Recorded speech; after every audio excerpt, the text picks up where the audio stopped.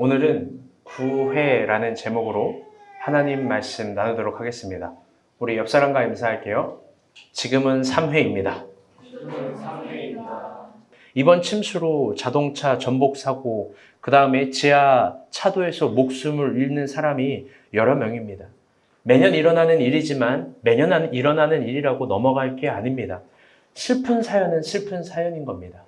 그럼에도 불구하고 더 슬픈 건, 이 모든 것들보다 더 슬픈 건 아까도 잠시 기도 시간에 나누었지만 서초구 서희초등학교에서 20대 젊은 여성 교사가 자살을 한 사건입니다.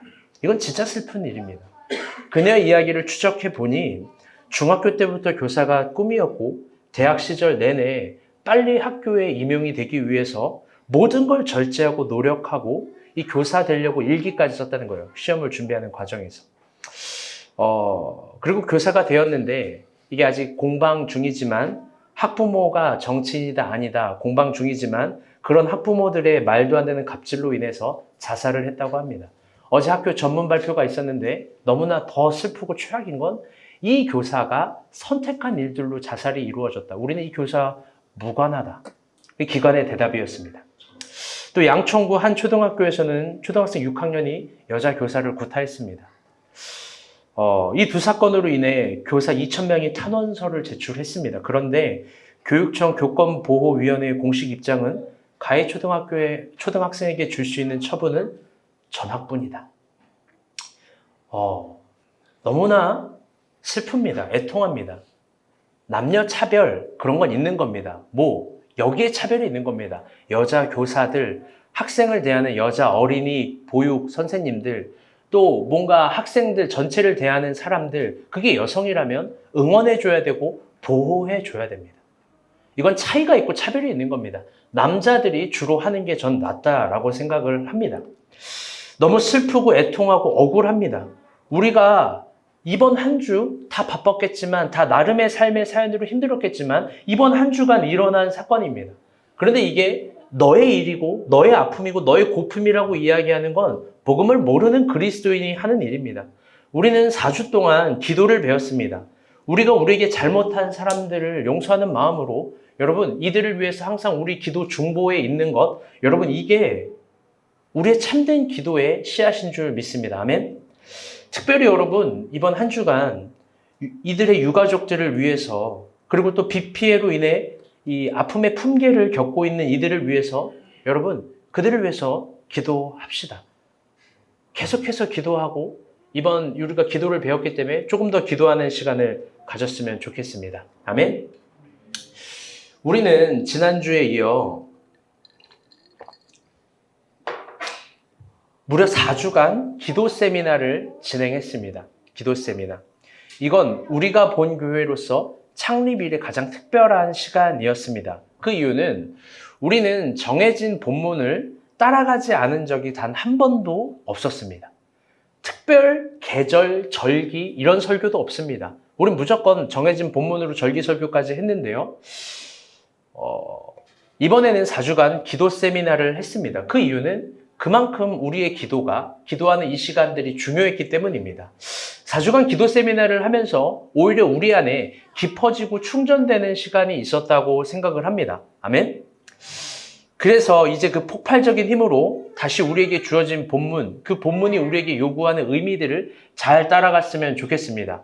참고로 몇몇 지체들이 기도 세미나가 좋아서 이 큐티 세미나 해달라고 난린데 이 큐티 세미나를 할 시간이 없습니다. 내년쯤에 한번 고려를 해보도록 하겠습니다. 4주 전과 오늘의 본문 예레미야입니다. 여러분 큐티 계속 하셨죠? 기도 세미나 한다고 큐티 안 하면 안 됩니다. 큐티가 예레미야였는데요. 우리가 예레미야를 가리켜 뭐라 그러냐? 눈물의 선지자라고 합니다.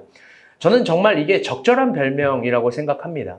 우리가 눈물의 선지자 예레미야 이 하나만 생각한다면 이렇게 오해하기 쉽습니다. 그건 뭐냐면 그는 우울질이고 감정적이고 정서가 풍부한 사람, 손대면 톡하고 터질 것 같은 눈물, 항상 우는 그런 여성형 남성 같은 생각을 할지도 모르겠습니다. 여러분 근데 오해예요. 이 예레미야의 눈물은 어떤 아리랑 같은 서정적인 눈물이 아니라 오히려 김소월의 진달래꽃 같은 피눈물입니다. 사연이 있는 눈물입니다. 이를 악물고 눈에 핏줄이 다 터지는 피눈물. 그 무서운 눈물입니다. 그 눈물의 자국이 예레미야 1장부터 52장까지, 그리고 예레미야 애가 1장부터 5장까지 총 57장에 다 퍼져 있는 거예요. 예레미야는 적나라한 언어를 쓰고 적나라한 언어에 눈물이 분명히 들어있습니다. 여러분, 그럼 질문 한번 해봅시다. 예레미야를 들어가기 전에. 여러분, 도대체 그는 왜 그렇게 피눈물을 흘리고 있는 걸까요? 다른 선지자들 시대의 역경은 비슷했으나 왜 그는 정말로 눈물의 선지자라고 이야기가 나올 만큼 피눈물을 그렇게 주룩주룩 흘리고 있는 걸까요? 그의 눈물의 사연을 알기 위해선 그가 처한 시대의 상황을 충분히 이해를 해야 합니다. 그러나 시간 관계상 간략하게 한번 예레미야가 처한 상황을 이야기해 보려고 합니다. 이 역사의 흐름을 이야기할 텐데 이게 중요한 거라서요. 잘 이해하시고 또 한국사 전공하는 우리 민정이 잘 체크하시면서 한번 들어보셨으면 좋겠습니다. 중요한 얘기예요. 당시 예레미야가 활동했던 시기는 이 숫자 하나만 기억하면 돼요. 626년. 주전 626년입니다. 이게 기준이에요. 근데 그 시대는요. 혼돈의 시대고 공포의 시대고 피비린내가 나는 시대입니다. 이스라엘 역사상 후기 이스라엘, 망하기 직전이라고 생각하면 됩니다. 그러면 예레미야는 어떤 선지자냐? 이스라엘의 후기, 망하기 직전에 하나님이 세운 선지자라는 거예요. 고대 근동은요, 아수르라는 나라가 100년을 장악합니다. 100년을 장악하는데 626년이 예레미야가 활동한 시간이라고 그랬잖아요. 그런데 616년에 서쪽의 바벨론과 이 나폴리사라는 지역이 있는데요. 두 지역이 통합을 합니다. 군대가 합칩니다. 그리고 나서 612년에는 아수르가 장악을 했는데 아수르의 수도인 느느웨를 공격을 합니다. 이게 유명한 612년 니느웨 전투예요. 이게 성공을 합니다. 그래서 이 전쟁으로 고대 근동의 권력이 아수르에서 바벨론으로 재편성이 됩니다. 주인이 바뀌어요, 슬슬. 근데도 아직도 아수르가 컸는데 이번에 605년에 이 바벨론이 갈그미스로 가서 이 아수르를 완전히 박살냅니다. 그게 유명한 갈그미스 전투인데 미안해요. 나만 좋아해서. 잘 들어봐. 이게 중요해서 그래요. 예레미야 한 절을 이해하기 위해서. 605년에 갈그미스 전투로 끝나는 게 아니라 그 거대한 세력으로 아수르를 갈그미스에서 다 부시고 아수르랑 거대한 동맹이 애굽이었는데 친했어요. 애굽까지 가서 다 부셔버립니다. 그러니까 바벨론은요 다 쑥대밭을 만들어 놓은 그런 군대예요. 애굽까지 점령을 합니다. 그때 그 총 군대를 지휘했던 지휘관이 누구냐면 바로 느부갓네살이에요. 느부갓네살. 이름 뜻이 참 생각할 거리를 줘요. 느보의 신이 국경을 지켜주었다. 근데 왜 이게 생각할 거리를 주냐면 느보라는 지역이 메소포타미아, 아브라함이 활동했던 지역이에요. 사실 이거 하나만으로도 한 3시간을 설명할 수 있는데 이거 뭐 나중에 하도록 하죠. 여하튼 그는요 냉정하고 잔인하고 강합니다. 그는요 이스라엘의 마지막 왕자였던 여호야긴 바벨론 포로로 잡아가고 그의 아버지 시드기야도 잡아갑니다. 여러분 다 알고 있듯이 두 아들들 여호야김과 여호야긴을 왕의 아들인데 누나를 파버리고 빨개 벗겨서 바벨론까지 걸어가게 합니다. 모든 사람들에게 수치가 되게 해요. 근데 이게 잘 들어보세요. 605년에 이런 사건. 예레미야가 활동했던 시기는 주전 626년. 지금 아직 아수르와 바벨론의 612년 니느웨 전투가 일어나기 전이고 605년에 갈그미스 전쟁이 일어나기 전이에요. 이해되셨죠? 그러니까 우리는 방금 들어서 전쟁의 결과를 알지만 당시 예레미야가 활동했을 때 이스라엘의 정치적인 분란이 어마어마하게 일어납니다. 무슨 분란이냐? 고대 근동을 점령하고 있는 아수르와 애굽 이 동맹, 여기에 이스라엘은 편을 들 것인가? 아니면 신흥 세력이라고 불리는 바벨론에 편을 들 것인가? 어디와 동맹을 할 것인가? 성근이 누구랑 동맹하고 싶어요? 신흥 세력과 동맹하고 싶어요? 아니면은 이 원래 기존의 장악 세력과 동맹하고 싶어요? 심각해지지 마. 탁 하면 나오는 거야. 근데 우리가 보기에도 그런 논쟁이 있었죠. 정영준 벤츠 줄을 설 것인가? 신흥 그랜저를 샀던 윤용식 줄을 쓸 것인가? 벤츠에 줄을 설 것인가, 그랜저에 줄을 설 것인가, 막 남자 형제들이 막 편제가 돼가지고 막, 신흥 강제 세력으로 또 이제 막, 충환이가 막, 소렌토 사고 뭐 난리도 났었으면 다 차를 사는 거예요. 그때 막, 자동차 기도해주고. 그렇습니다. 그러다가 마지막에 정현미, 이성민의 그 차 이름도 모르겠어, 나는. 그래서 막을 내리긴 했는데, 어쨌든, 이스라엘의 그런 정치적 분란이 난 겁니다. 바벨론의 편을 들 것인가? 아수르의 편을 들 것인가? 그러면서 하나의 결정을 이스라엘은 했어야 됩니다. 근데 이게요, 어떤 결정이냐면요, 이 하나의 결정으로 나라의 흥망성쇠가 결정되는 게 아니에요. 나라의 국운이 달려있어요. 그 정도로 중요해요. 흥망성쇠, 잃고 얻고 그런 외교가 아니라 국운이에요. 존폐예요. 근데 그때 당시 남유다 왕이 요시야인데요. 요시야 나이가 13살이에요. 비극입니다. 나라의 국운이 달려있는데, 나라의 존폐가 달려있는데, 요시야가 아무리 뭐 똑똑한 왕이라고 해도 13살 어린아이입니다. 그때 예레미야가 등장합니다. 갑자기 나타납니다. 그리고 그가 선지자로서 활동을 합니다. 근데요, 처음부터 아주 세게 이야기해요. 그 세게 이야기하는 게 뭐냐면, 도저히 이스라엘의 백성, 이스라엘의 정치, 이스라엘의 군사, 종교 지도자들, 왕들 아무도 못 알아듣는 두 가지 메시지를 하는 거예요. 첫 번째 메시지 뭐냐? 따라해 볼게요. 하나님께 돌아오라. 저 아까 인간사님이 그 찬양을 하는데 깜짝 놀랐어요. 설교를 이걸 봤나? 여호와께 돌아. 예레미야는 아니지만 예레미야의 메시지예요. 여호와께 돌아가자. 두 번째 메시지 뭐냐면 따라해 볼게요. 바벨론에 항복해라. 여러분, 이제부터가 너무 중요합니다. 너무나 그런데 슬픈 건 이 두 가지 메시지를 알아듣지도 못하는 말, 당시 이스라엘의 상황과 환경과 여건 속에서 우리는 역사를 방금 들어서 알지만 이 대답을 하는데요. 너무나 슬프고 참담하고 피눈물 나는 건 예레미야는 이런 메시지를 전해요. 왜 전하냐? 앞날의 결과를 알았던 거예요. 무슨 결과? 예루살렘이 바벨론에 함락되는 결과. 이스라엘의 젊은이들이 다 바벨론으로 포로로 끌려가는 결과. 젊은 여자들은 다 노예로 끌려가고 어린아이는 죽임을 당하고 노인도 참수형을 당하고 짐승들도 다 죽이고 솔로몬 성 예배를 드렸던 모든 것들은 다 녹아져 내리고 불태우고 짓밟는 결과를 본 거예요. 예레미야는 그걸 봤기 때문에 외친 거예요. 여호와께 돌아와라. 바벨론에게 항복해야 된다. 아수르를 잡으면 안 된다. 예레미야가요. 왜 눈물의 선지자냐? 그가 이스라엘의 마지막 왕이었던 요시야, 여호와스, 여호와김, 여호와긴, 시드기야를 보필했었던 선지자예요.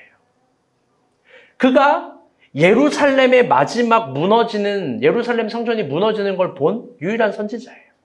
그래서 이야기한 거예요. 앞뒤 서술어 빼고 주어로만, 목적어로만, 그냥 단답형으로만. 하나님께 돌아오라. 바벨론에게 항복해야 된다. 우리나라에도 정말 비극적인 사건이 여러 가지가 있습니다. 근데 그 중에 대표적인 것 중에 하나가 4.16 세월호 사건입니다. 너무 슬프죠? 너무 아픈 거예요.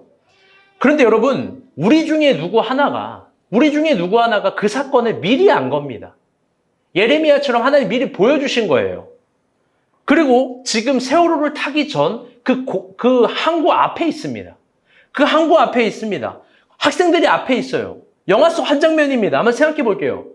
학생들은요, 설레는 얼굴로 서로 웃고 행복하고 과자 주고 먹으면서 떠들고 막 행복합니다. 수다 떨어요. 막 서로 막 장난칩니다. 뛰어다닙니다. 음료수 먹으면서 막 누구는 전화를 하고 뭐 사진을 찍고 인증샷을 찍고 행복하게, 아주 행복만 가득하게 돌아다닙니다.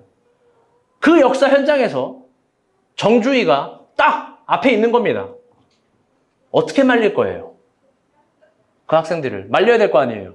이렇게 말릴 거예요? 아주 생기발랄하게. 하하, 얘들아, 내 말 좀 들어볼래?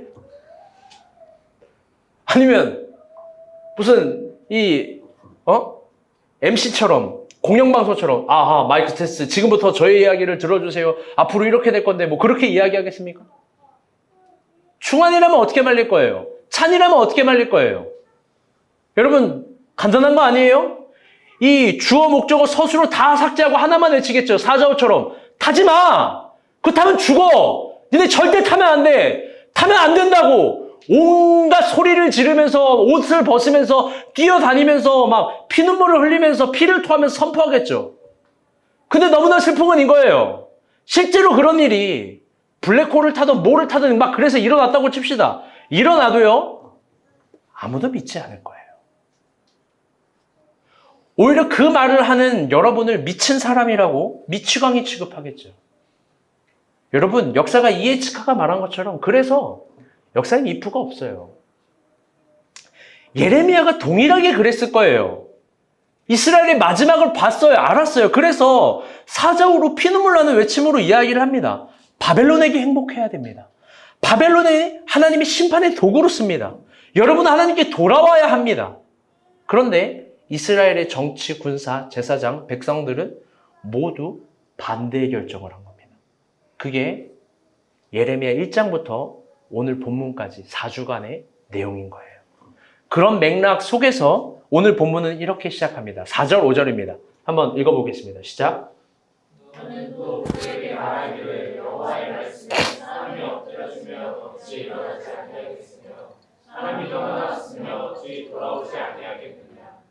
이 예루살렘 백성이 항상 나를 떠나 올라가면 어찌 아니냐.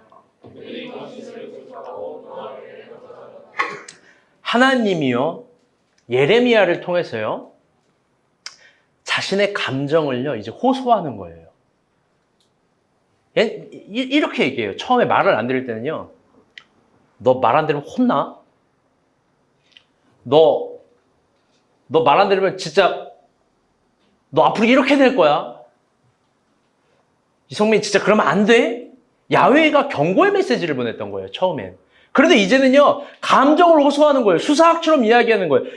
타는 듯한 감정이 사실 들어가 있는 거예요. 이 두 구절에는. 이게요. 국어로는 표현이 안 돼요. 히브리어로는요. 슈브라는 단어가 4번 들어가요. 슈브, 슈브, 슈브, 슈브. 그리고 맨 마지막에 메슈바. 이 슈브라는 단어가 뭐냐면요. 이 돌아오다예요. 돌아오라. 히브리어에서 회개라는 단어가 슈브예요. 돌아오는 거. 슈브, 슈브, 슈브. 돌아와라, 돌아와라, 돌아와라, 돌아와라. 그런데 이스라엘 백성들이 이 마지막에 뭐를 하냐? 5절 마지막에 그들이 돌아오기를 거절했다. 메슈브했다. 우리 국어로는 엎드려지면 일어나지 않냐냐, 떠나오면 돌아오지 않냐냐, 물러서면 다시 돌아오지 않냐냐? 아니에요. 히브리어로는요, 야훼의 호소 짙은 감성이 들어가 있는 거예요. 슈브, 슈브, 슈브, 메슈바. 돌아오기를 거절해요. 그러면서 더 타는 듯한 감정으로 이런 얘기를 해요. 7절 한번 읽어봅시다. 7절. 시작. 중에 하는 정한 시기를 알고 산비둘기와 제비와 두루미는 그들이 올 때를 지키거늘 내 백성은 여호와의 규례를 알지 못하도다. 이번에는요. 자연계로 눈을 돌려요. 이게요. 예언서의 특징이에요. 이스라엘 백성들을 가장 연약한 동물로 비유해요. 이스라엘의 반항기를. 예언서는 그렇게 얘기해요. 공중의 학, 산비둘기, 제비, 두루미도 다 슈브의 때를 알고 있다는 거예요. 그런데 너네는 슈브를 모른다. 심지어 너네는 여호와의 규례를 알지 못한다라고 합니다. 여러분 우리 흔히 그런 비하 발언하잖아요. 야 이 닭대가리야, 야 이 조류야. 여러분 아니에요. 이 엄청 똑똑한 동물들이에요. 돌아올 때를 알고 돌아오는 지점을 알고 있는 것. 근데 여기에 야훼 진심 하나가 들어간 거예요. 이거 뭐냐면 빨간색 글씨인데 이거 인간상에 크게 읽어주세요. 여기 아래 여호와의 규례. 여호와의 규례를 알지 못하도다. 내 백성은요 여호와의 규례를 알지 못한대요. 여러분 우리 이 지점에서 한번 깊어져 봅시다. 깊게 생각해 봅시다. 여러분 이스라엘 백성들이 정말 여호와의 규례를 몰랐을까? 그들은요 알았어요. 그들은 모든 시대에 하나님의 규례를 알기 위해서 철저하게 노력했고 이것을 지키기 위해서 각고의 노력을 기울인 백성들이에요. 그들은 여호와의 규례를 알지 못하는 민족이 아니에요. 누구보다 잘 알아요. 여러분 그런데 왜 하나님은 도대체 어떤 근거로 어떤 이유로 무엇 증거로 여호와의 규례를 모른다라고 정확하게 이야기를 하는 걸까? 우리 중에 성경을 모르는 사람이 없어요. 우린 성경을 알아요. 성경을 읽을 수 있어요. 그런데 여호와가 이야기하는 거예요. 너네는 여호와의 말씀을 몰라. 히브리어로 규례는요. 미슈파트라는 단어예요. 이게요. 재판, 판결, 결정, 결과론 뭐 이런 단어예요. 만약 규례라는 것이 여러분 잘 들어봐요. 이 중요한 얘기예요. 잘 들어봐요. 규례라는 것이 그런 재판문, 판결문, 정의론, 그런 결과론의 문서 조각이라면 이스라엘 백성들은 아마 어떤 백성들보다 뛰어나게 여호와의 규례를 잘 알았을 거예요. 토라를 외우니까, 달달달달 얘기하니까. 여러분 근데 그거는요, 여호와의 규례라는 미슈파트를 반쪽밖에 모르는 거예요. 이 미슈파트에서 중요한 건 뭐냐면 쉬파트예요. 그건 뭐냐? 이 판결을 내리는 재판관 사람이에요. 그가 왜 이런 판결을 냈는지, 그가 왜 이런 정의론을 펼쳤는지, 그가 왜 이번에는 이렇게 재판을 했는지, 이게 왜 이렇게 진행을 시켰는지 이게 중요한 거예요. 즉 하나님은 이스라엘 백성들에게 이렇게 얘기하는 거예요. 너네는 여호와의 규례를 몰라는 무슨 말이냐? 너네는 이 쉬파트를 몰라. 너네는 하나님을 몰라. 하나님이 왜 이런 규례를 주셨는지, 왜 이런 정의를 주셨는지 너네는 하나님의 의도를 몰라. 너네는 하나님 몰라. 예언서에서 이스라엘 백성들을 항상 책망하는 게 이거예요. 하나님을 보는데 하나님 모른대요. 성경을 보는데 하나님 모른대요. 예배를 드리는데 하나님 마음을 모른대요. 왜? 야훼가 인격이라는 거, 야훼가 존재 자체라는 거, 그걸 모르는 거예요. 다 뭘로 하냐? 문서로 하는 거예요. 문서. 성경을 읽어야죠. 성경이 필요하죠. 그걸 부정하는 거 아니에요. 그런데 더 깊게 그분의 의도와 마음. 왜 이게 거룩한 책이냐면, 왜 이 성경이 위대한 책이냐면 신의 존재가 문자로 들어간 거예요. 여러분 큐티 중요한 거예요. 그냥 오늘 큐티 입고 느낌 왔어. 오늘 착하게 살아야지. 만약 그게 우리 기독교 핵심이라면 여러분 불교나 뭐 저기 미신 종교나 뭐 비하 발언 아니에요. 오영훈 선생님의 이야기나 뭐 말 잘하는 김미경인가? 예, 김미경 선생님의 얘기나 뭐가 달라요? 나 옛날에 참 통쾌한 비유를 정연인가 했나 찬이가 했나 했어요. 이 교회에서 이제 막 슬픈 얘기 막 하면서 그게 막 감정을 끌어낸단 말이에요. 목사님들이나 어떤 분들이. 그럼 자기 오프라 윈프리 이야기 듣는데요. 그 여자만큼 슬픈 사연이 없잖아요. 그럼 자기는 오바마 이야기를 듣는 거 멋진 이야기잖아요. 여러분 멋진 이야기가 복음이 아니에요. 아멘? 슬픈 이야기가 복음이 아니에요. 하나님 말씀, 이 문자 안에 그분의 존재, 그분의 의도와 마음이 시시각각 들어있는 거예요. 이사야도 적나라하게 이렇게 얘기해요. 예언서의 주된 특징이에요. 이사야 1장 3절입니다. 한번 읽어볼게요. 시작. 오는 그 입자를 알고 나중에는 그 주인의 구유를 알건만은 이스라엘은 알지 못하고 나의 백성은 깨닫지 못하는도다 하셨도다. 아멘. 이사야도 자연세계를 비유해요. 소, 그 다음에 나귀, 가장 천한 동물들이잖아요. 고대 근동에서. 걔네들도 주인을 안대요. 그런데 이스라엘 백성들이 모른대요. 하나님을 알지 못한대요. 오늘 본문으로 다시 돌아옵시다. 이스라엘 백성들은 정말 위기 가운데 있습니다. 급박한 시간 가운데 있어요. 아수르를 택해야 될 것인가? 바벨론을 택해야 될 것인가? 어떤 하나의 선택, 그걸로 나라의 구군과 존폐, 위기입니다.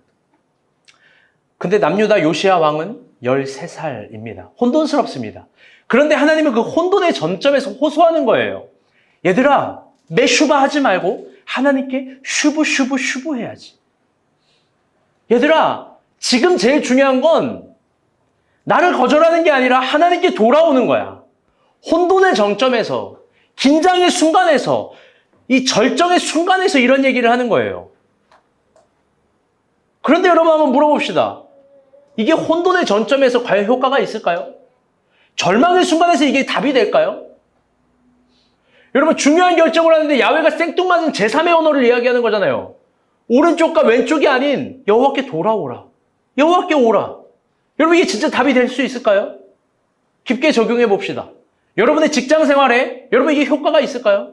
여러분의 빡센 육아에 여러분 이게 효력이 있는 미안해. 또 적절하게 이제 그런 얘기 하지 말라고. 아주 누구 아들인지 지금 막 스티커 붙이고 추장처럼 난리 났어요 지금. 그 육아에 도움이 되는 말일까요? 여러분, 쪼들리는 월급 생활이 이게 진짜 정답이 될까요? 여러분, 무덥기만 한 인간관계 이게 유효한 진리가 될 수 있을까요? 차라리 이런 게 나은 거 아니에요? 하루하루 먹기 살아가고 버겁고 날씨도 더운데 야외가 나타나서 냉면 한 그릇 사주는 거, 여러분 이게 위로 아니에요? 야외가 나타나서 이번 주 복날이었는데 삼계탕 한 거 사고 주는 거, 여러분 이게 든든하고 탁월한 거 아닙니까?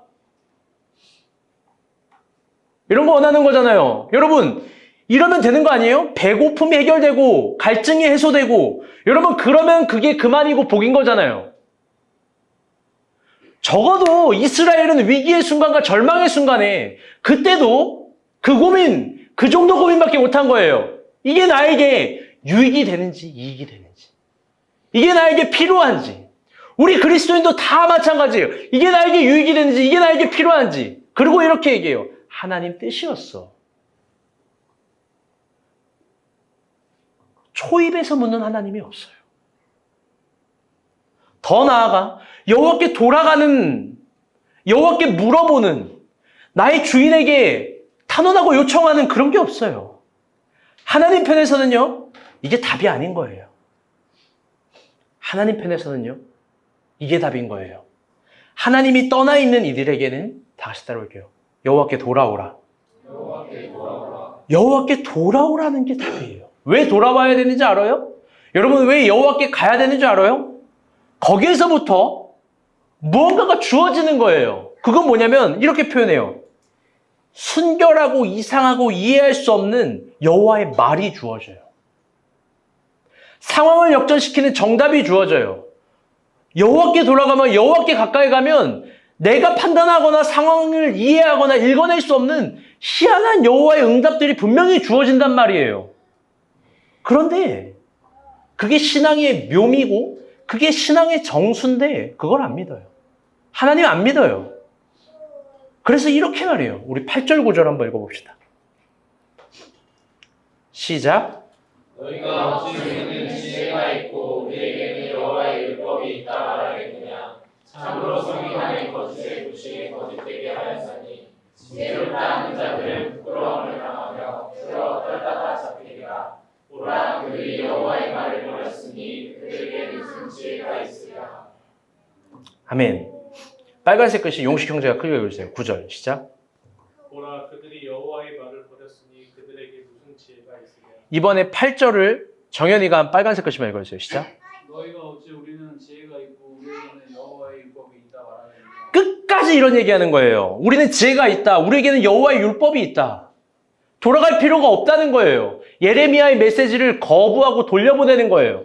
나 예배드리고 있는데? 나 하나님 뜻 아는데? 근데 예레미야가 얘기하는 거예요. 너네는 여호와의 말을 버렸어. 너네 여호와의 말을 버렸어. 고발하는 거예요. 하나님께 돌아와야 하나님의 말, 하나님의 대답을 들을 수 있다는 거예요. 왜 여호와께 돌아오는 게 대답이냐? 왜 여호와께 돌아오는 게 여호와의 진짜 정답이냐? 그거는 아까도 이야기했지만 순결하고 이상한, 내가 새롭게 뭔가를 할 수 없는, 그런데 신비한 어떤 하나의 걸음들이 주어진다는 거예요.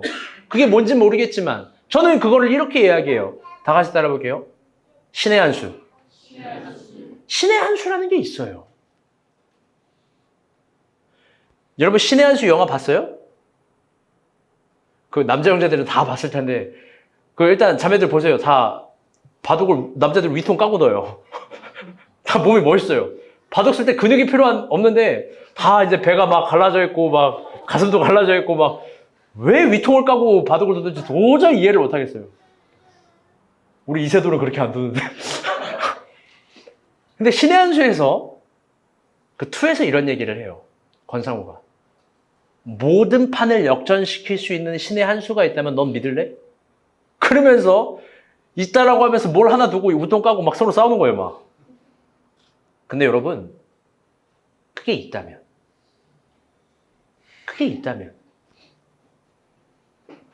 그게 있다라는 거예요. 율법을 알고 있고 우리가 미슈파트를 알고 있어서 하나님이 이럴 거야가 아니라 여호와께 돌아가고 여호와께 갔을 때 여호와의 말, 모든 것들을 변곡점을 주고 새롭게 하고 또 새로운 내일을 여는 그런 신의 한 수들이 여호와께 주신 대답에 있다는 거예요. 그게 무슨 대답인지 알아요? 충격적이게 이런 거예요. 다시 따라볼게요. 바벨론을 선택하라. 그 바벨론을 선택하라예요. 시간 관계상 이 의미에 대해서 다 설명하지 못해요. 그 예레미야 52장에 그 사건에 대한 정점이 있기 때문에 그 52장 가야 되는데 지금 8장이에요. 그런데 제가 이렇게 이야기할 수 있어요. 사실 이걸 이만큼 썼다가 무리다. 이걸 설명을 할 수가 없다.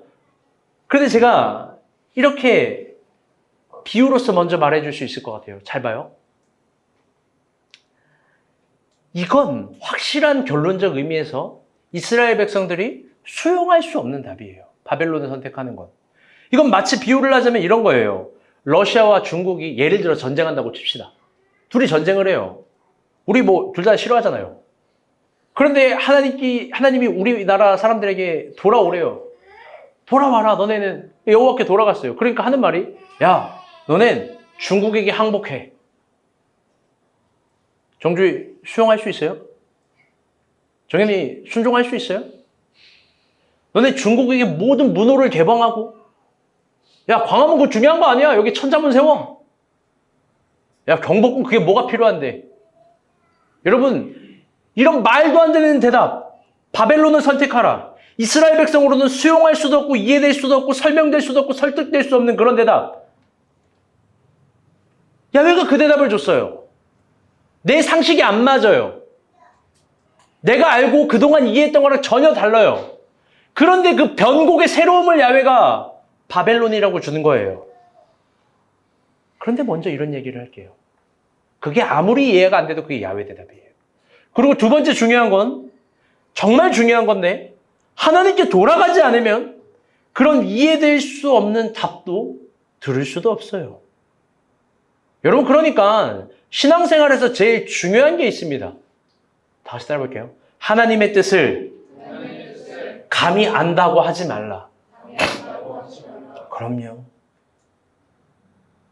하나님의 마음을 읽을 수 있겠죠. 하나님의 마음을 이해할 수 있겠죠. 그런데 하나님의 뜻을 내가 매번 알 수 있다 확신하지 마세요. 여러분, 제가요, 좋아하는 스포츠가 있어요. 다들 표정이 믿을 수 없다라는 표정인데. 좋아하는 스포츠가 사실 있어요. 뭐냐면요. 야구예요. 그럼 어제 제가 남자 카톡방에 야구 얘기했죠. 원래 장난치려고 하다가 그걸 제가 설교 준비하느라고 그걸 놓쳐가지고 저는 야구를 볼 때마다 사실 야구를 좋아하는데 한 가지를 느껴요. 그건 뭐냐면 그건 인생이랑 정말 닮아있는 스포츠라는 거예요. 그 이유를 한마디로 이야기하면 끝날 때까지 진짜 끝난 게 아니기 때문에 그래요. 물론 농구도 축구도 그러겠지만 인생을 닮았다 이야기하겠지만 사실 우리는 아니라는 걸 알고 있어요. 축구 전반전 5대0이면 후반전 절대 못 이겨요. 농구 전반전 30점 차이면은 마이클 조던 오지 않는 이상 역전하기는 힘들어요. 다른 스포츠도 거의 다 마찬가지예요.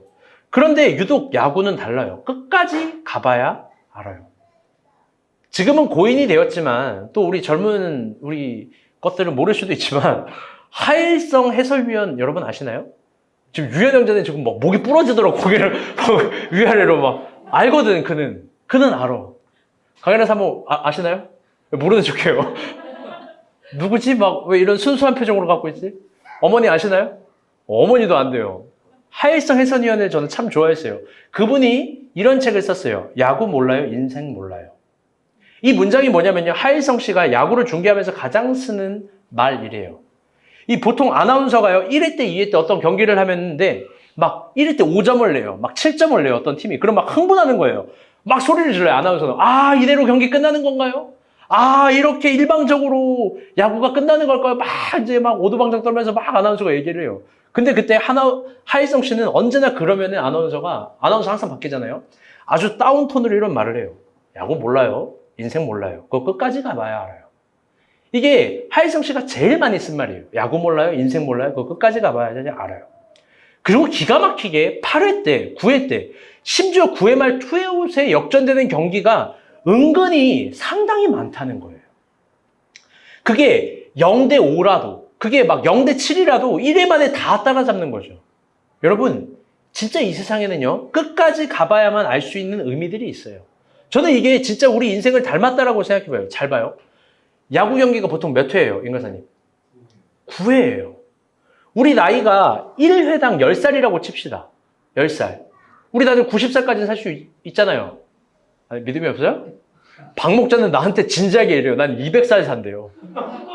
아니, 무드셀러도 아니고 무슨 저런 왜 그래? 적당히 살다 하나님께서 주신 때로 죽으면 그거 감사한 건데 200살까지 반드시 살아나겠다는 지금 자기 허리도 못 펴가지고 좀 복발 짓고 있는데 수진자매 좋겠어요. 200살 같이 살아가지고 몇 명의 자녀를 할까 내가 기대가 됩니다.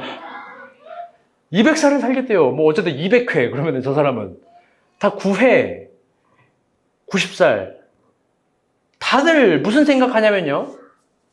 현대 인간론은 이래요. 20대 때 30대 때 인생이 터지기를 바래요. 대박이 나기를 바래요. 2회 때 3회 때 뭔가 대박이 이루어지기를 바래요. 막 아파트도 막 짱 사고 막 차도 좋은 거 짱 사고 직장도 되고 막 20대 CEO 이게 있는지 없는지 모르겠지만 유튜브가 다 망쳤어요.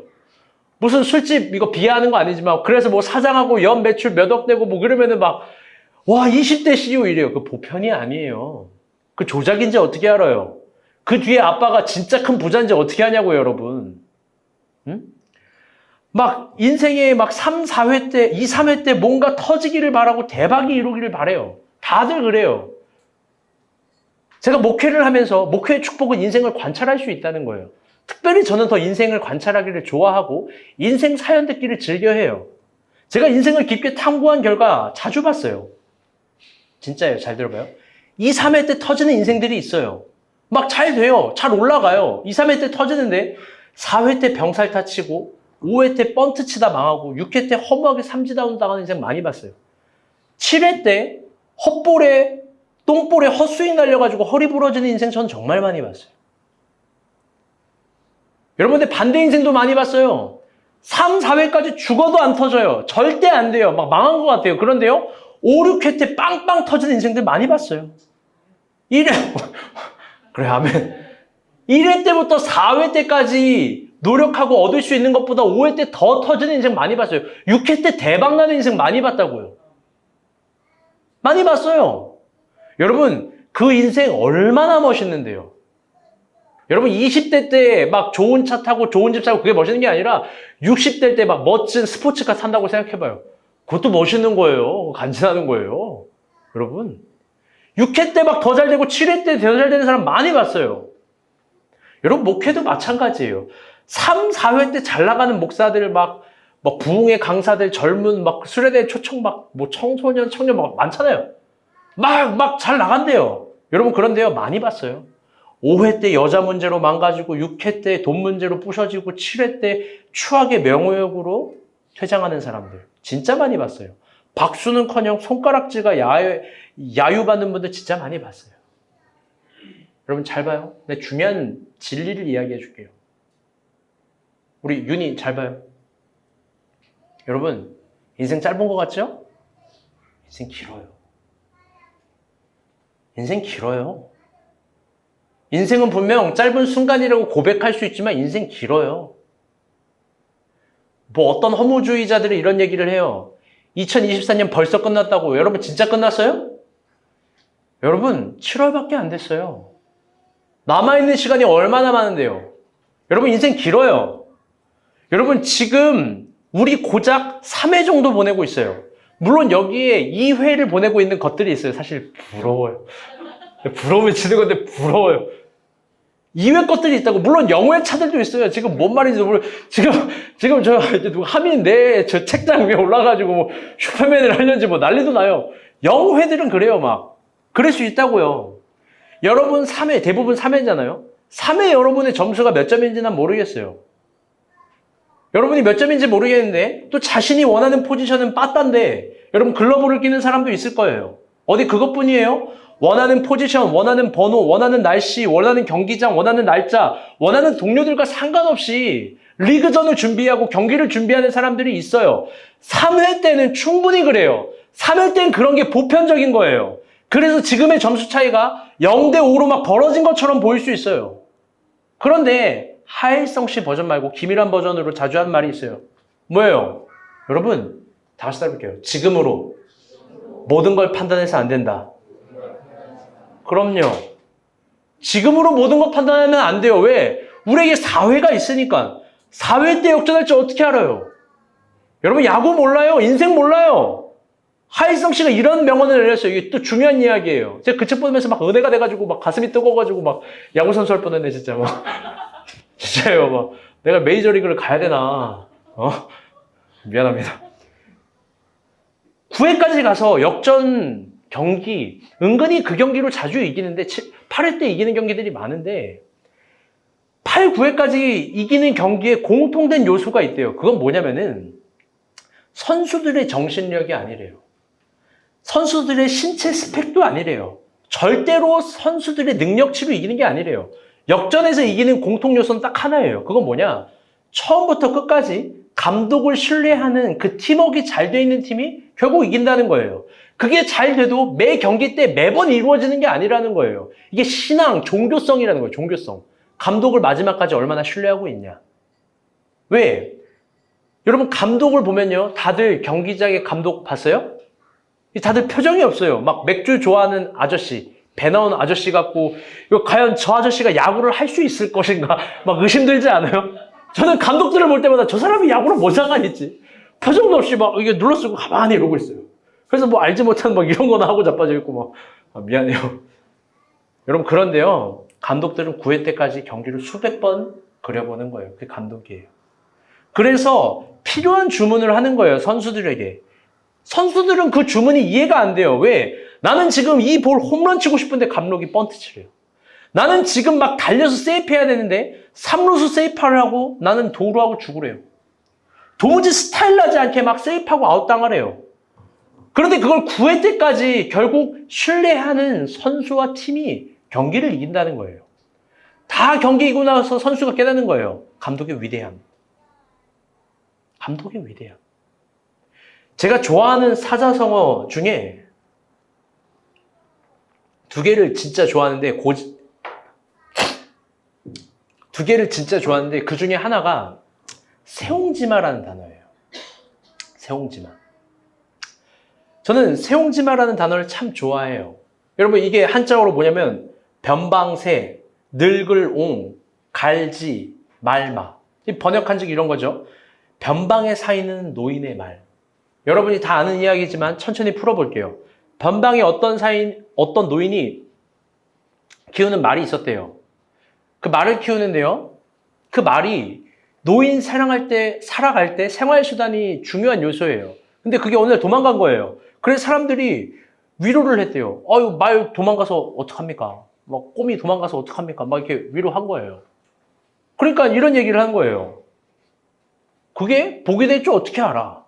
여러분 말이 도망간 거 보면 화잖아요. 화인데 그게 복이 될 줄 어떻게 알아? 그런 거예요.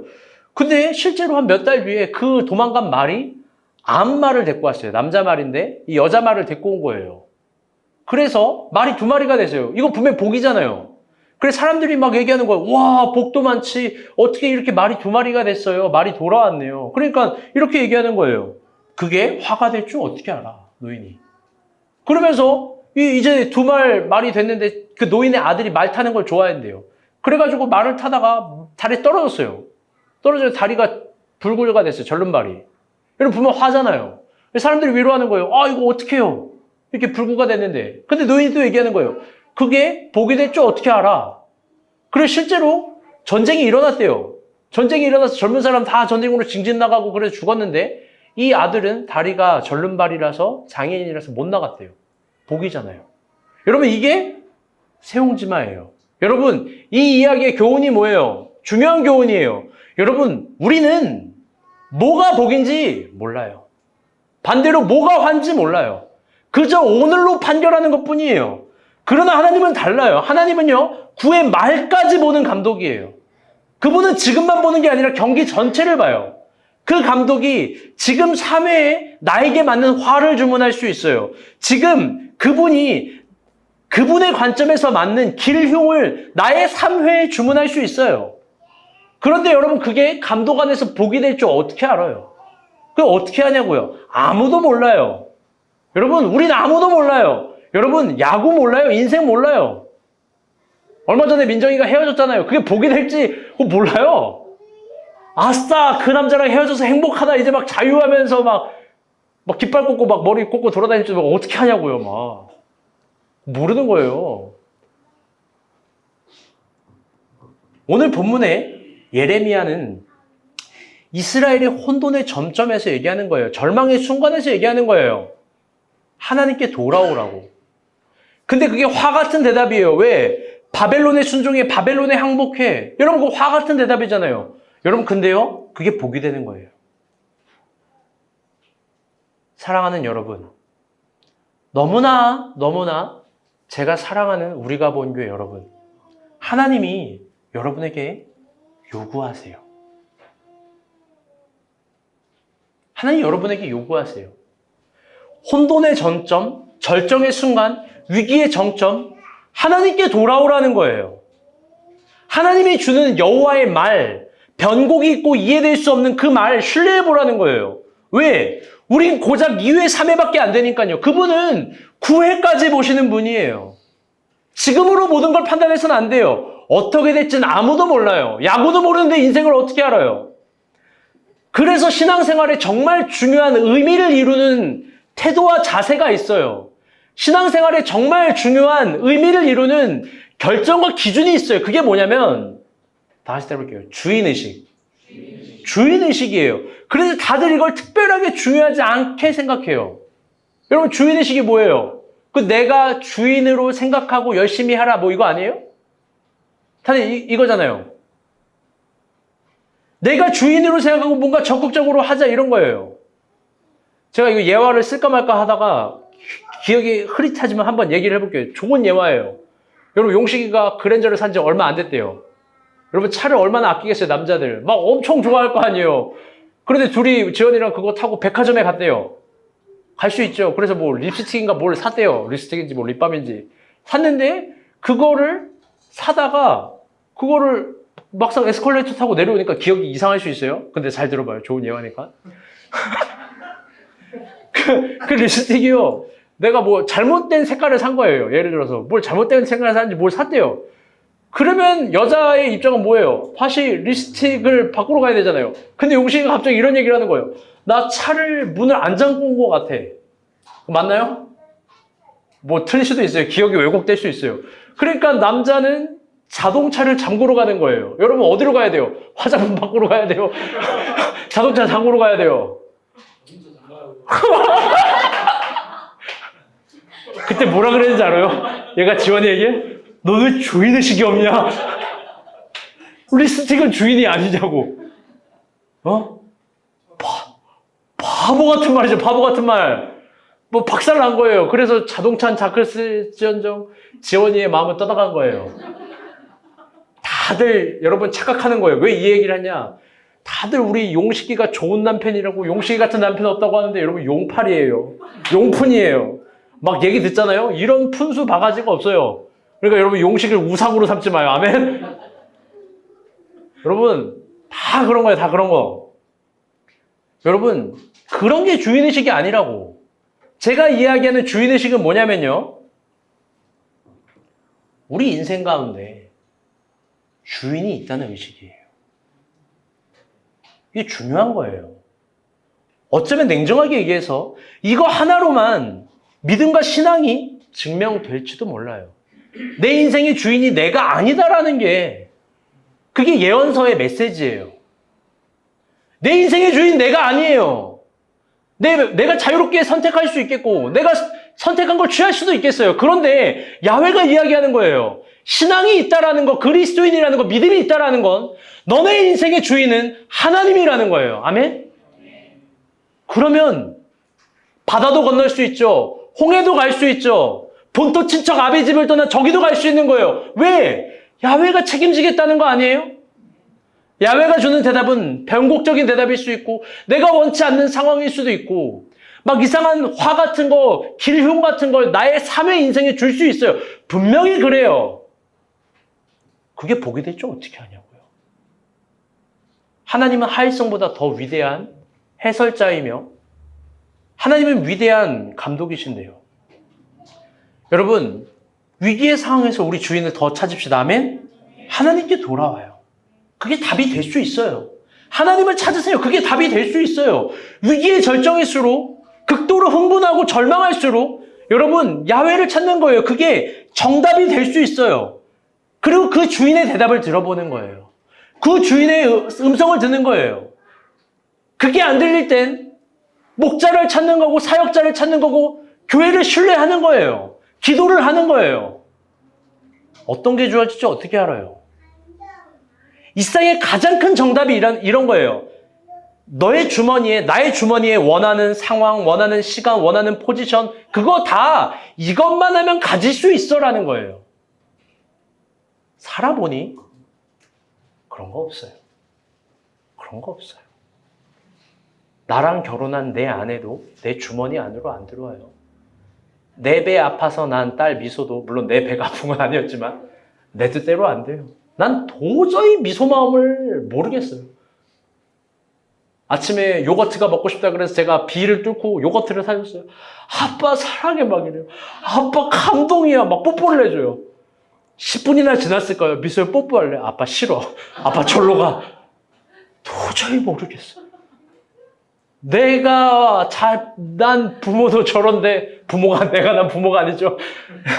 내가 배 아파서 내 딸도 그런데. 여러분, 주머니에 답이 어떻게 들어와요? 여러분, 하나님을 신뢰하세요. 아멘? 제가 한 가지 이야기를 끝으로 말씀의 결론을 맺으려고 합니다. 하나님이 일하는 방식을 이야기해 드릴게요. 결론이 아닌데 반주가 기네요. 해요. 좋았어요. 2015년 보스턴 영화제에서 대상을 받은 영화가 있어요. 이게 어떤 영화냐면 프랭크 벌스갓이라는 영화예요. 제목에서 나와 있듯이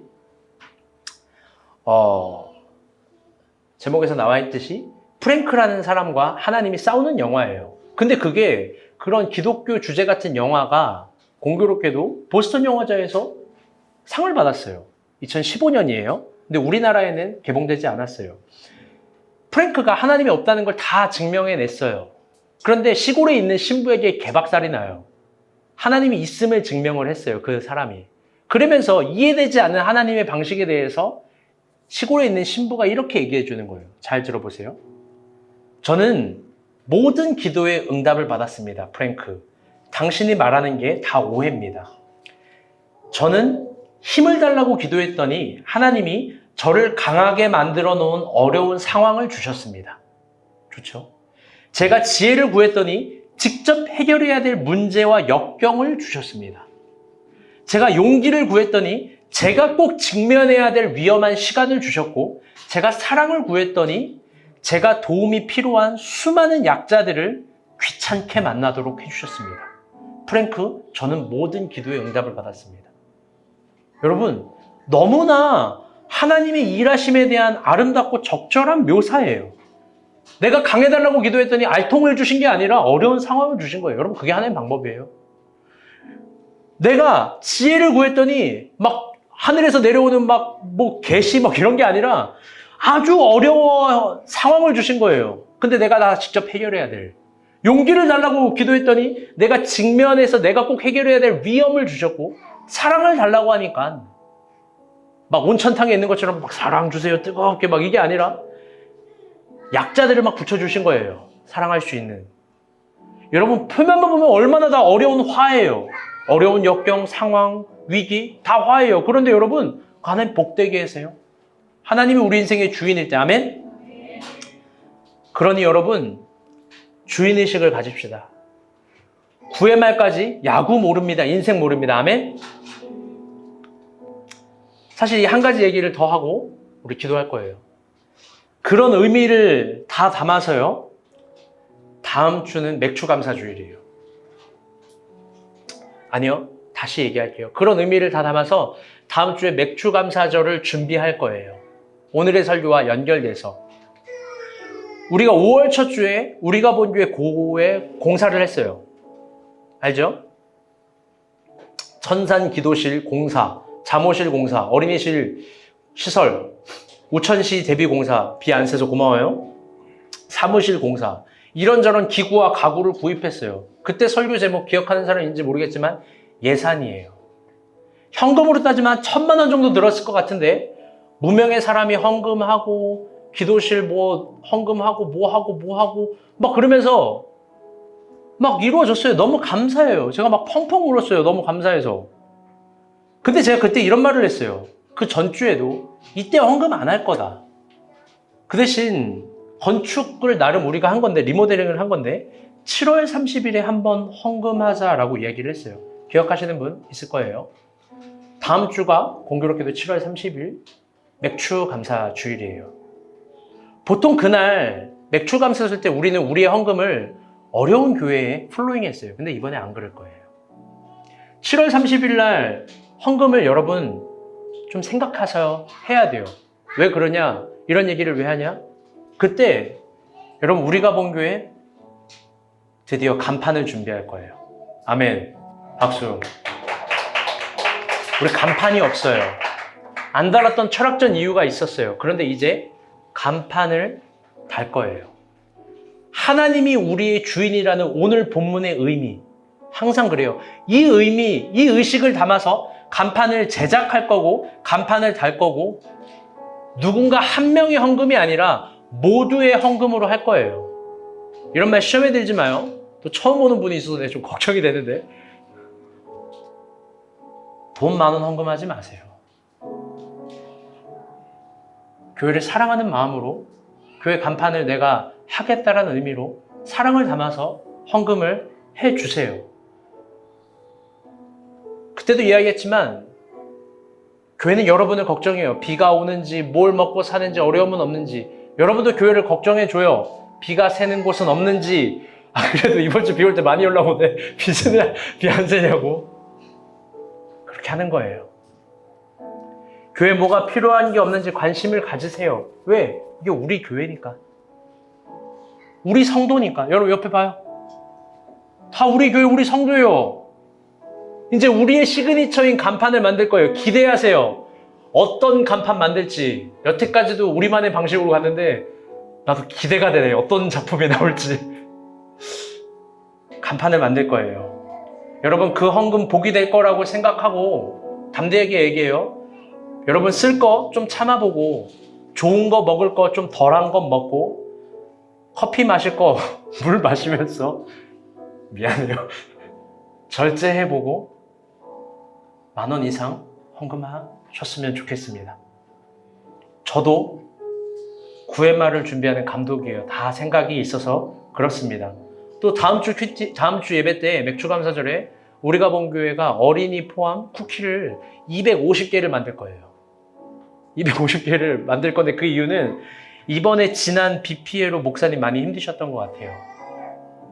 지난 목사님이 다음 주에 서울에 오세요.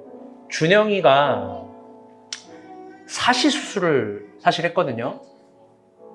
수술을 했는데 어쨌든 그래서 와서 목사님 만나요. 또 우리 귀한 헌금을 전달해 드리고 또 힘이 좀 되어 드리려고 합니다.